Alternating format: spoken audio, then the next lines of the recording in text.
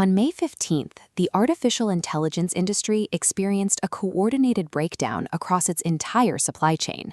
In a single day, developer groups revolted over pricing, local municipalities blocked data center permits, and legacy giants prepared for lawsuits. These anomalies suggest that the transition from standard generative AI to autonomous agentic intelligence is incompatible with the existing logic of frictionless software scaling. We can trace this failure across three distinct layers: the underlying economic math of tokens, the physical energy grid, and international regulatory law. As software ambitions hit the limits of the power grid and the legal system, the industry is facing a simultaneous exhaustion of its hardware and a populist backlash against its expansion. To track these daily shifts in the AI market without the noise, search for the DJAMGAMIND channel on Apple Podcasts for ad-free audio intelligence briefings. Software companies now face physical world constraints that break the traditional model of infinite margins and effortless growth. On May 15th, Anthropic announced a policy change that removes Claude's third-party agent usage from its standard subscription plans. Developers are now restricted to a rigid monthly credit pool, capped between $20 and $200. This replaces the previous model, where power users paid a flat $20 monthly fee for nearly unlimited access. The shift highlights a mechanical reality of agentic AI. While standard AI waits for a prompt, an agent operates in background loops, autonomously writing code and correcting errors. Because an agent operates continuously, it consumes server resources at a rate that spikes far beyond what a flat $20 fee can cover. This cap triggered an immediate developer revolt, with high-profile users like T3 founder Theo Brown publicly canceling their subscriptions in protest.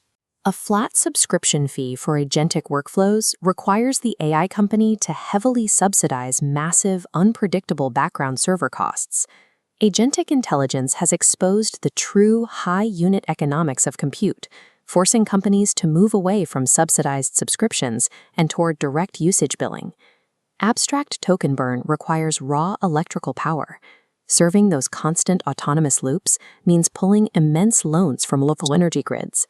In Hill County, Texas, the local government responded to these demands by issuing a one-year moratorium on all new data center construction. Simultaneously, the city of Cleveland rejected a permit application for another major data center project. These rejections stem from a populist concern over rising utility costs and infrastructural takeovers. As commentators Sagar and Jetty noted, citizens are demanding a say in projects that increase their electricity prices. This local friction has reached the federal level, with lawmakers introducing the AOC Sanders bill to pause data center expansion nationwide. Local zoning boards and citizen opposition have become the immediate ceiling for global AI scalability. As physical infrastructure hits its capacity, national governments are moving to treat advanced models as sovereign strategic assets.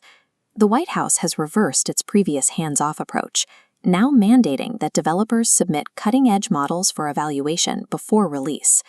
A new task force called Trains will now assess every major model for risks to cybersecurity and biosecurity before public deployment is permitted.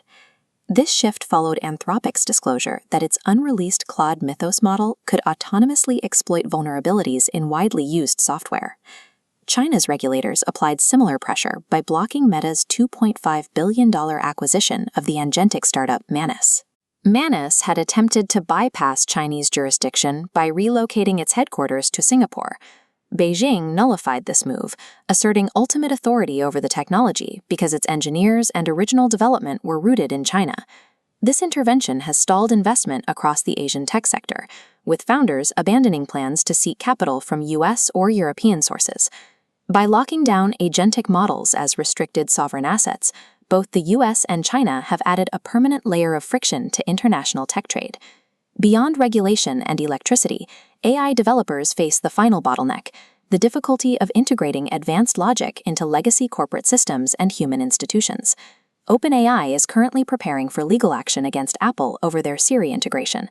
OpenAI claims Apple buried the ChatGPT features deep inside the operating system, causing revenue to fall far short of projections. In response, OpenAI has pushed its coding tool, Codex, directly to mobile as a standalone app to bypass the restrictions of the Apple ecosystem. This corporate friction mirrors the resistance found in high-stakes fields like medicine. In UK clinical trials, Google's AI mammogram system achieved a sensitivity of 0.541 compared to 0.437 for human experts. It identified 25% of cancers that doctors missed. Despite these results, the system remains undeployed because physicians report deep distrust of the algorithmic output. Raw algorithmic performance is irrelevant if the host system, whether it is a smartphone or a hospital network, refuses to integrate it. The events of May 15th challenged the assumption that AI software scales with zero real-world friction. Autonomous agent loops broke flat-fee subscriptions by exposing the high costs of continuous compute. That compute demand strained local energy grids, sparking an organized populist backlash against data center expansion. Simultaneously, national governments and legacy institutions seized control over where these models can be deployed.